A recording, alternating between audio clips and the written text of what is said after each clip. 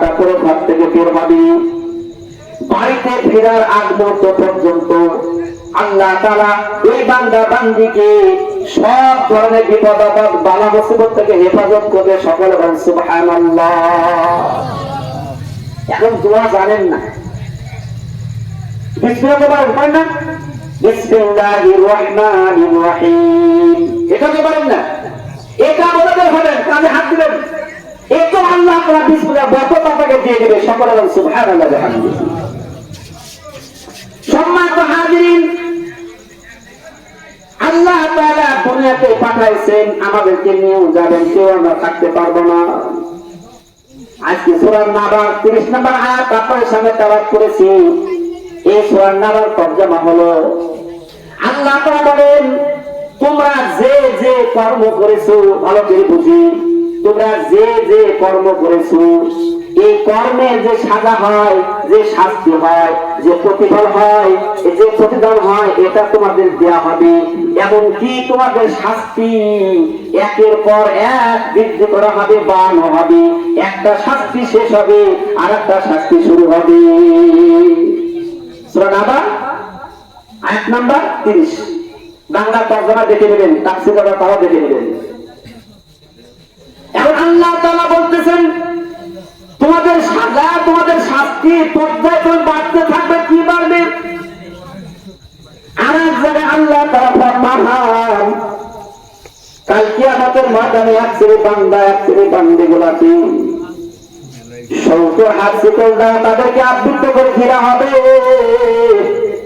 70 হাত আগুনের শিকল দ্বারা, জাহান্নামের শিকল দ্বারা ওই বান্দাকে পেঁচাইয়া পেঁচাইয়া পেঁচাইয়া, ওই বান্দাকে পেঁচাইয়া পেঁচাইয়া পুরা শরীরটাকে ওই মুহার শিকল দ্বারা তাকে আটকা দিবে। ওই বান্দাগুলা, ওই বান্দিগুলা লড়তেও পারবে না, চলতেও পারবে না। তাদের জন্য একটা দামি সিন্ধুক বানানো হবে। এই সিন্ধুকের মধ্যে তাদেরকে ঢুকাই দেওয়া হবে। এই সিন্ধুকে ঢুকাবে, আবার একটা সিন্ধুকে ঢুকাবে। এরকম পর্যায়ক্রমে একাধিক সিন্ধুকের মধ্যে ওই গুনাহগার নাফরমান বান্দা বান্দি গুলাকে সিন্ধুকের মধ্যে বাইরে তারা তালা দিয়া এই সিন্ধুক গুলাকে আগুন দ্বারা ভরপুর করে দেওয়া হবে।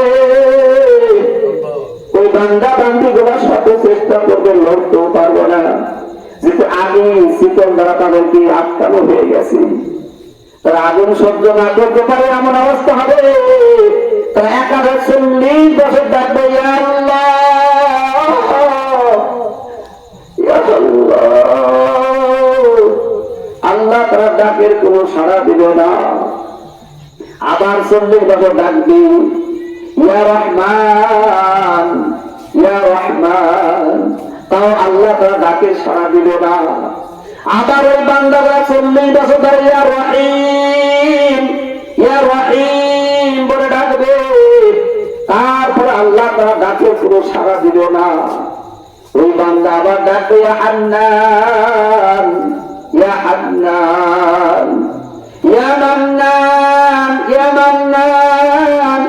এইভাবে 200 বছর ডাকার পরে জাহান্নামের সর্দার ফেরেশতার মালিক কেবল মালিক ওই বান্দাগুলা ডাকে, কেন আমাকে ডাকে, কি কারণে ডাকে? জাহান্নামের ফেরেশতার মালিক বলে, আল্লাহ এই বান্দাগুলা বান্দিগুলার কবরে আযাব সহ্য করতে পারে না, জাহান্নামের আযাব সহ্য করতে পারে না, এই জন্য আপনাকে ডাকে। আল্লাহ তাআলা বলবে, ওদের ডাকের জবাব আমি আর দিব না। আল্লাহ মাফ করুন। আল্লাহ বলে, ওকে চোখ দিয়েছিলাম, ওকে কান দিয়েছিলাম, ওকে জবান দিয়েছিলাম, ওকে সুস্থ হাত দিয়েছিলাম, সুস্থ পা দিয়েছিলাম, ওকে আত্মসম্পদ সব দিয়েছিলাম, কিন্তু সে আমাকে ডাকে নাই, আমাকে ভুলে গিয়েছিল। প্রতিদিন মসজিদ থেকে 5 বার ডাকে গেছে, সারা দেয় নাই। আবার অনেক ভাবে দাওয়াত দিতে, দাওয়াত গ্রহণ করে নাই। সে নিজের মন মতো জিন্দেগি চালাইছে। ওদের তাকে আর সারা যাবে না। তারা তাদের ওখান থেকে বের করে আবার অন্য জাহান্নামে নিক্ষেপ করে যাবে। আল্লাহ তাআলা জাহান্নামের ফেরেশতার মালিককে বলে, মালিক তোমার যারা সহযোগী 17 জন ফেরেশতা আছে তাদেরকে নিয়ে যাও, সুই আর সুতা নিয়ে যাও। এই জবানটাদের দিয়েছিলাম আমার জিকিরের জন্য, কোরআন তেলাওয়াতের জন্য। এই জবানটা তাদের দিয়েছিল তোর মাকে ডাকবে, আব্বাকে ডাকবে, ভালো ভালো কথাবার্তা বলবে, কিন্তু জবান দ্বারা সে গুনাহ করেছে, আমাকে ডাকে না, আমার জিকির করে, কোরআন তেলাওয়াত করে নাই। ও ফেরেশতা, এই বান্দা বান্দির মুখগুলাকে সিলাই করে দাও, তারা যেন আমাকে ডাকতে না পারে।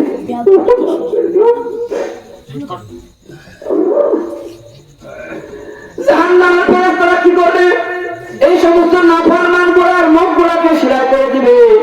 সিলাই করার সঙ্গে সঙ্গে বান্দা গোলা কথা বলতে পারবে না। তার সাথে কুকুরের মতো ঘেউ ঘেউ ঘেউ করবে, আর এই জাহান্নামের আগুনে দাও দাও করে জ্বলবে। তাদেরকে আর কোনো মুক্তি দেওয়া হবে না। আল্লাহকে তারা বলে, আল্লাহ এত আগুনের তাপ সইতে পারে না, দুনিয়াতে গরম লাগলে আপনি ঠান্ডার ব্যবস্থা করেন, একটু আমাদের ঠান্ডার ব্যবস্থা করিয়া দেন। আল্লাহ তারা এমন একটা জাহান্নাম বানিয়ে রেখেছে, জাহান্নামে এমন ঠান্ডা, ওই নাফরমান বান্দা বান্দীগুলোকে যখন জাহান্নামে নিক্ষেপ করবে, ওই শরীরগুলা পুরা বরফের মতো হয়ে যাবে। সব বরফের হইয়া মতো ফিরা বলা ইয়া, তারা মরবে না, বাঁধবে না, সুজানটা ঢুক দূর করতে থাকবে। এত ঠান্ডা সহ্য করতে পারি না, এত কষ্ট সহ্য করতে পারি না। হাজার হাজার বছর টাকার পর ওই বান্দা বান্দির ডাকার না শুনবে, বলবে আল্লাহ দুনিয়াতে আমাদের শীত লাগবে, আমাদের কম্বলের ব্যবস্থা করে দিয়েছিলাম, আমাদের ল্যাপের ব্যবস্থা করেছিলাম, তুষকের ব্যবস্থা করেছিলাম। আল্লাহ আমরা ঠান্ডা সহ্য করতে পারি না, আমাদেরকে তুষকের ব্যবস্থা করিয়া দাও, ল্যাপের ব্যবস্থা করিয়া দাও। এই বান্দা বান্দীগুলোকে আমার জাহান্নাম থেকে উঠাইয়া ফেরেশতা তাদেরকে তুষক বানাও, তুষকের মধ্যে পুরা থাকবে না, সব জাহান্নামের আগুনের পাথর করা ঢুকায়া যাও। ওই পুরা তুষকটা হবে পাথর দ্বারা তৈরি। ওই বান্দাকে তুষকে শোয়াবে, উপরে একটা ল্যাম্প ঢাকনা দিবে, ঢাকনা লাগায় চতুর্দিকে স্কুলে আঁকিয়া দিবে, আঁকিয়া দেওয়ার পর জাহান্নামের আগুন আবার দাও দাও কি ধরা দিবে। ওই নাফরমান গুনাহগার বান্দা বান্দীরা চিৎকার আল্লাহ আর সইতে পারি না, আল্লাহ সহ্য করতে পারি না, আল্লাহ আমাদেরকে এখান থেকে বের করে দাও। আল্লাহ বললো তোকে আমি জবান দিয়েছিলাম, তোকে আমি সুন্দর পেন দান করেছিলাম, তোকে আমি হাত দান করেছিলাম, তোকে ভাত দান করেছিলাম, তোকে আমি কিডনি দান করেছিলাম, তোকে আমি সুস্থ পা দান করে সুস্থ মস্তিষ্ক দান করেছিলাম, জমিনে চলার জন্য জমিন দান করেছিলাম, আসমান থেকে শান্তির বৃষ্টি বসাইছিলাম। আমি তোর কি না করেছিলাম? ওই তোর মানে গাভীটা যখন লাগে ওই গোবরটা অন্যরকম, যখন সোনাইটা সোনা দেখতে অন্যরকম, যখন লবাই করে তোর রক্ত হয় লাল, কিন্তু গাভীর উলান থেকে তো কত সুন্দর সাদা দুধ বের করে দিয়েছিলাম। ওরে নাফরমান একবারও ভাববি না কিছু সময় জাগার ব্যবধান, একটা পায়খানা রাস্তা, একটা প্রসাদের রাস্তা, তার নিচেই আল্লাহ দুধ উড়ান বানাইছে। এই জায়গাতে সামান্য জায়গা থেকে দেখ কিছু ডিফারেন্সের মধ্যে যদি সাদা দুধ বের হয় আর যে বর্জ্য পদার্থ বের হয়, তার বাচ্চাকে না খাওয়া করে খাওয়াছিলাম। তার আমার হুকুম মানিস না, আমার হুকুম আমাকে চলিস নাই। ওরে নাফরমান করে সারা যাবে না, সহ্য করতে পারবে না, আবার তারা চিৎকার আল্লাহকে ডাকাডাকি করবে, আল্লাহ আর সইতে পারে না, পিপাসায় শরীর জড়ো হয়ে যাইতেছে, আমাদের পানির ব্যবস্থা করে দাও। আল্লাহ আল্লাহ এই বান্দা বান্দি গুলাকে আল্লাহ পানি দিবে, কিন্তু এই পানি না, এমন একটা পানি দিবে মুখের সামনে আমার সঙ্গে সঙ্গে রক্ত পৌঁছ দিবে, এরকম গরম টকবক টকবক ফুটতেছে। এই বান্দা বান্দি গুলা মুখের সামনে নেওয়ার সঙ্গে সঙ্গে এই মুখের গোস্তটা সব খুশিয়া পরিয়ে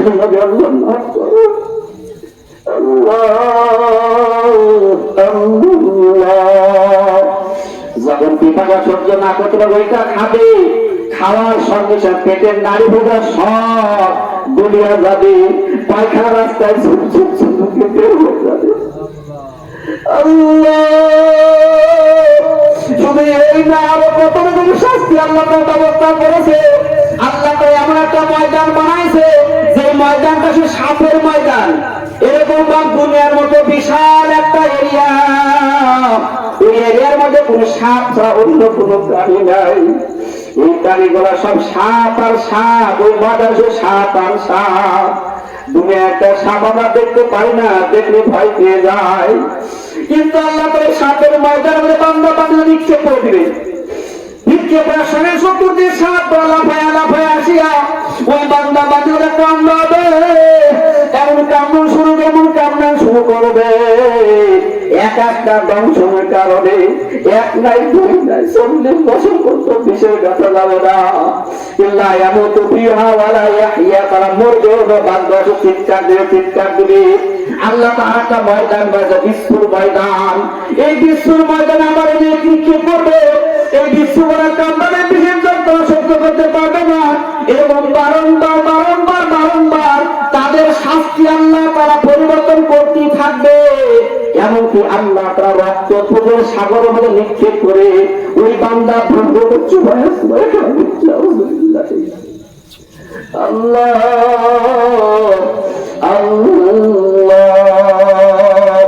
এদের সম্মানিত হাজিরিন, দুনিয়া থেকে বিদায় নেওয়া লাগবে।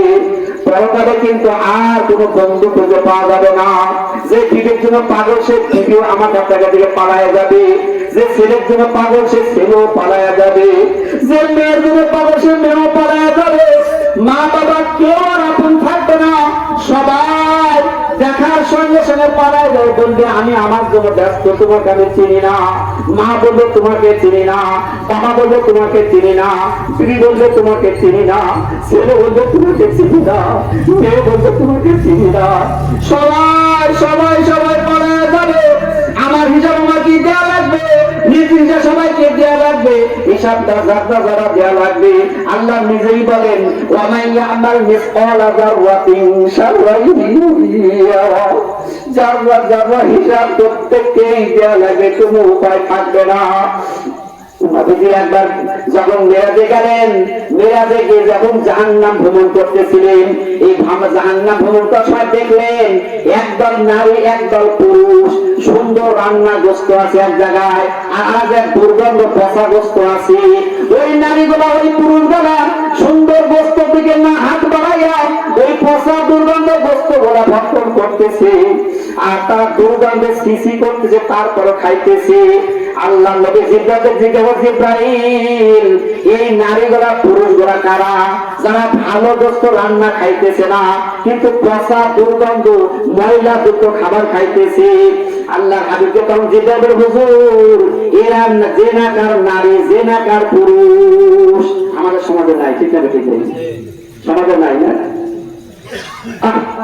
তো বাপরে ফিরে আসেন। বর্তমান সমাজে এমন একটা ভয়ঙ্কর রূপ ধারণ করেছে, বর্তমান স্বামী থাকার পরও মেয়েরা অন্য পুরুষ সঙ্গে তারা মেলামেশা করে, বিবি থাকার পরও যারা অন্য নারীর সঙ্গে মেলামেশা করে, তাদের কিন্তু মজা উঠে। এরকম যারা আছেন তওবা করেন, না হলে অবস্থা মৃত্যু হয়ে যায়। এই শাস্তি এটাই হবে আপনার জন্য। সম্মানিত হাজিরিন, আর এক জায়গায় দেখলেন একদম নারী এবং পুরুষ, তাদের এরকম ভাব আগুনের মধ্যে এর তন্দুরির মতো আখা বানানো আছে, এর মধ্যে ঢোকানো হইতেছে, বের করা হইতেছে। এরা কারা? এরা জেনাকারী। কাল কিয়ামতের মাঠে যারা জেনা করে এবং নিজের হালাল স্বামী থাকার পরে অন্য জায়গায় সঙ্গম করে, নিজের হালাল স্ত্রী থাকার পরে অন্য নারীর সঙ্গে সঙ্গম করে, তাদের এরকম কাল কিয়ামতে তওবা না করে মারা যায়। কিয়ামতের বেলা নারীগুলোর চেহারা পুরুষ অঙ্গের মতো, আর নারীগুলোর চেহারা হবে এরকম ভাব পুরুষের অঙ্গের মতো, আর নারীর চেহারা পুরুষের অঙ্গের মতো, পুরুষের চেহারা হবে নারীর অঙ্গের মতো। আমার না সুরার মধ্যে আল্লাহ বলতেছে। এই জন্য এটার থেকে আমাদের ফিরে আসা লাগবে। যারা জেনাকার এখন তওবা করতে হবে, যারা জেনাকারী তাদেরকে তওবা করতে হবে। তওবা না করে মারা যান, এই শাস্তি গুলাই তাদের জন্য হবে। আর একদল দেখেন, একদল নারীকে প্রচন্ড আকারে প্রহার করা হইতেছে, প্রচন্ড আকারে মারপিট করা হইতেছে, এমনকি জাহান্নামের আগুনের উপর বর্ষি দেওয়া গাঁথিয়া জাহান্নামের আগুনে ঝোলায় রেখেছে, দুই স্তরের সঙ্গে বর্ষি গেঁথে দিয়েছে, তারপরে আগুনে ঝোলানো আছে। আল্লাহ রাসূল দেখেন এই নারীগুলা খুব চিৎকার করতেছে, খুব চিৎকার করতেছে। নবী জিজ্ঞাসা জিবরাইল, এই নারীগুলা কারা? তাদেরকে কেন এই অবস্থা আযাব দেওয়া হইতেছে? কি তাদের দোষ, কি তাদের অপরাধ? আল্লাহ নবী বলছিলেন, হুজুর এই নারীগুলা কারা? যারা দুনিয়াতে টাইট ফিট পোশাক পরতো, এরকম টাইট পোশাক পরিয়া তাদের বুকের অঙ্গর এরিয়া কি পরিমাণ তারা পরপুরুষকে দেখাইতো, পরপুরুষকে আকৃষ্ট করার জন্য তারা বুকের এরিয়াকে বিভিন্নভাবে সাজাইতো। এই সমস্ত নারীরা তওবা না করে মারা গিয়েছে। এই মারা যাওয়ার কারণে তারা ঢিলা ঢালা পোশাক পরতো না, তার শালীন পোশাক পরতো না, তারা পর্দার পোশাক পরতো না। এই না করার কারণে এই অবস্থায় ইন্তেকাল করছে, মৃত্যুবরণ করেছে। এই জন্য তাদের শাস্তির ব্যবস্থা করা হইতেছে। আল্লাহ নবী কিছু আগায় দেখলেন কিছু কিছু নারীদের পায়ের গোড়ের সঙ্গে চিকন লাগানো, আসমান দিকে ঝোলানো, আর প্রত্যেকটা মাথা জমিন বরাবর ঝোলানো, আর তার নিচে আগুন দাও দাও জ্বলতেছে, আর জাহান্নামের অসংখ্য সাপ তাকে ধ্বংস করতেছে। আল্লাহ নবী নারীগুলোকে জিজ্ঞাসা করলেন, এরা কি এমন পাপ করেছে, কি এমন জুলুম করেছে? হযরত জিদাত হুজুর, এরা ওই সমস্ত নারী দুনিয়ায় যখন চলতো, রাস্তাঘাটে চলতো, বাজার ঘাটে চলতো, বাড়ির বাইরে চলাফেরা করতো, তারা কি করতো? সর্ব অবস্থায় মাথার চুলগুলো আলো গাড়ি থাকতো, মাথার চুল এবং দেওয়ার সঙ্গে ঢাকতো না, পাশের সঙ্গে ঢাকতো না, এবং প্রতিবের সঙ্গে ঢাকতো না, মাথার চুল আলগা দিয়ে সর্ব অবস্থায় দাঁড়াইতো, এমনকি শ্যাম্পু করে সুন্দর করে আরো ছিল সৌন্দর্য বাড়াইতো, এরকম স্মার্ট পুরুষকে চুল দেখায় আকর্ষিত করতো। এই নারীরা তওবা না করে মারা গিয়েছে, এই জন্য এই শাস্তি তাদের ব্যবস্থা। আল্লাহ, এই সমস্ত শাস্তির সম্মুখে বাঁচতে হবে, এখন তওবা করা লাগবে, ফিরে আসা লাগবে। জীবনে যা ভুল হয়েছে এ তওবা করা যায়, আল্লাহ তাআলা বান্দা বান্দির গুনাহ মাফ করে দিবে। এ তওবা না করে মারা গেলে কোনো উপায় থাকবে না। আল্লাহু আকবার। আর একবার নারী পুরুষকে দেখলেন তাদের দুই চোয়াল ফাটতেছে করার দ্বারা, যে করার দ্বারা আমরা গাছ ফাড়ি, এরকম করার দ্বারা একবার দুই চল ফাটতেছে। এক চল যখন ফাটতেছে আর রক্ত সমস্ত শরীর দ্বারা রক্তাক্ত হয়ে যাইতেছে, আবার আর চল ফাটতেছে পুরা শরীর রক্তাক্ত হয়ে যাইতেছে। আল্লাহ নবী জিজ্ঞাসা করেন, এই নারীরা পুরুষরা কি গুনাহ করে, কি অন্যায় করেছে? তার জন্য সওয়াল কেন ফেলা হইতেছে, মুখ কেন ফেলা হইতেছে? আল্লাহ হাবিবকে জিজ্ঞাসা বলেন, হুজুর এই নারী পুরুষরা তারা দুনিয়ার জন্য গীবতের ডালে নিবসত। কিসের ডালে বলেন? গীবত। বর্তমান সমাজে এই গীবত বেশি না কম? এবার কম না বেশি? বেশি না? সব জায়গায় গীবত আর গীবত, গীবত আর গীবত। আল্লাহর হাবিব বলেন, যারা গীবত করে আর গীবত আসাদ্দু মিন জিনা, গীবত হলো জিনা থেকেও খারাপ কাজ। এজন্য গীবত থেকে আমাদের বাঁচতে হবে। যা গীবত বিগত হয়ে গেলে তওবা করতে হবে, যার গীবত তার কাছে মাফ চাইতে হবে, তাই আল্লাহ তাআলা মাফ করে দিবে। সম্মানিত হাজিরিন, সময় বেশি নিয়ে যাবে, 10টা বেজে আসলো যেহেতু। আল্লাহ তাআলা দুনিয়াতে পাঠাইছেন গুনাহ বান্দার হয়ে যাবেই যাবে, কিন্তু গুনাহ হলে বসে থাকা যাবে না, সঙ্গে সঙ্গে তওবা করতে হবে। কি করতে হবে? জোরে বলেন, কি করতে হবে? তওবা করা লাগবে। যে সঙ্গে সঙ্গে তওবা করা যায়, আল্লাহ তাআলা ওই গুনাহগুলো মাফ করে দেয়। সকলে বলেন সুবহানাল্লাহ। হাদিসের কাছে নবী ফরমান, মজলিসে 8-10 জন বন্ধু বসে আছে, বসার পরে আমাদের বেফাস কথাবার্তা আলোচনা হয় কি হয় না, একই ঠাট্টামাটা হয়ে যায়। তার ওই জায়গায় বসে আছে কোন বান্দা মজলিসে যে দোয়াটা পড়ে, সুবহানাকাল্লাহুম্মা ওয়া বিহামদিকা আশহাদু আল্লা ইলাহা ইল্লা আনতা আস্তাগফিরুকা ওয়া আতুবু ইলাইকা, ওই মজে যতগুলো বেফাস কথাবার্তা হয়েছে এই কথাগুলো কাফারা হয়ে যায়, গুনাহ লাগা হয় না। সকলে বলেন সুবহানাল্লাহ। তাহলে আমল করতে হবে, আমল করতে হবে। সম্মানিত হাজিরিন, আল্লাহ তাআলার এই আযাব জগৎ থেকে বাঁচতে হলে তওবা করে ফিরে এসে আল্লাহর ইবাদত করতে হবে। হুজুর অনেক দামে দামে কথা বলেছেন, আমাদের